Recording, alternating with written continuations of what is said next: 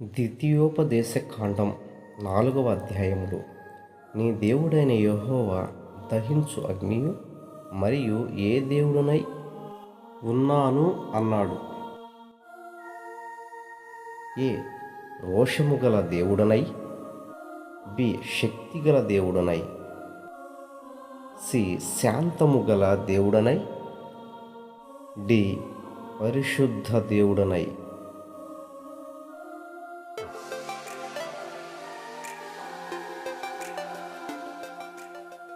ఏ రోషము గల దేవుడనై. ద్వితీయోపదేశ కాండం 4వ అధ్యాయము 31వ వచనములోని నీ దేవుడైన యెహోవా ఏ దేవుడు గనుక నిన్ను చేయి విడోడు అని ఉంది. ఏ కనికరము గల దేవుడు గనుక, బి జాలిగల దేవుడు గనుక, సి కృపగల దేవుడు గనుక, డి ప్రేమ గల దేవుడను గనుక.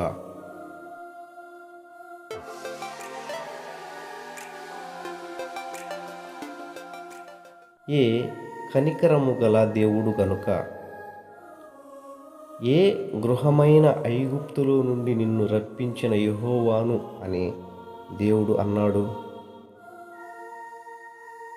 ఏ శ్రమల గృహమైన, బి దాసుల గృహమైన, సి కఠిన గృహమైన, డి కష్టాల గృహమైన.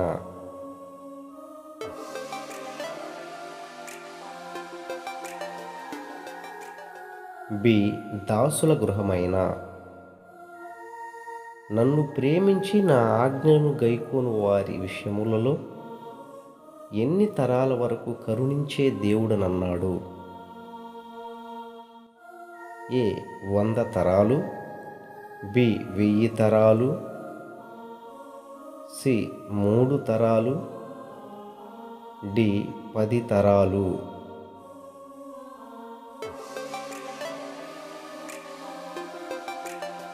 బి 1000 తరాల వరకు.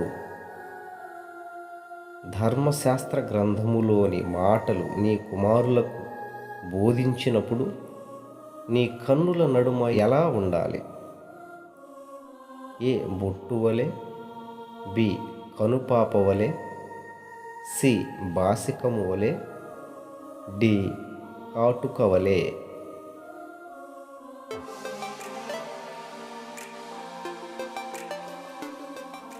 సి బాసికము వలె.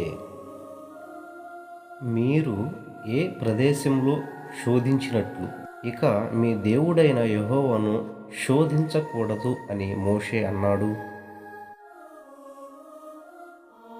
ఏ యెరికోలో, బి ఐగుప్తులో, సి మస్సాలో, డి మోయాబులో.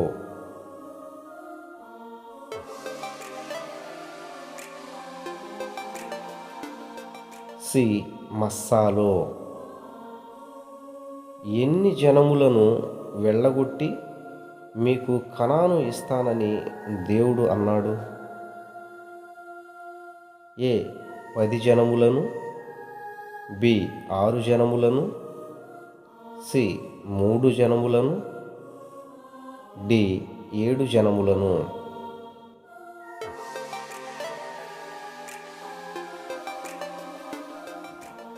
డి 7 జనములను. దేవుని విధులను అనుసరించి నడిచిన ఎడల మీలో మగవానికే గాని ఆడవానికే గాని ఏమి ఉండదని చెప్పాడు.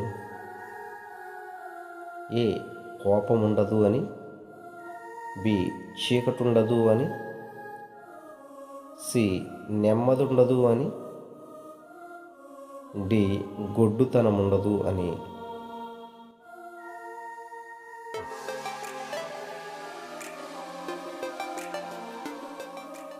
డి గొడ్డుతనముండదు అని. మనవి ఆలకించును. ప్రతిరోజు 4 అధ్యాయములు తప్పక చదవండి. కృతజ్ఞతలు. మరలా తిరిగి రేపటి దినమున కలుసుకుందాం.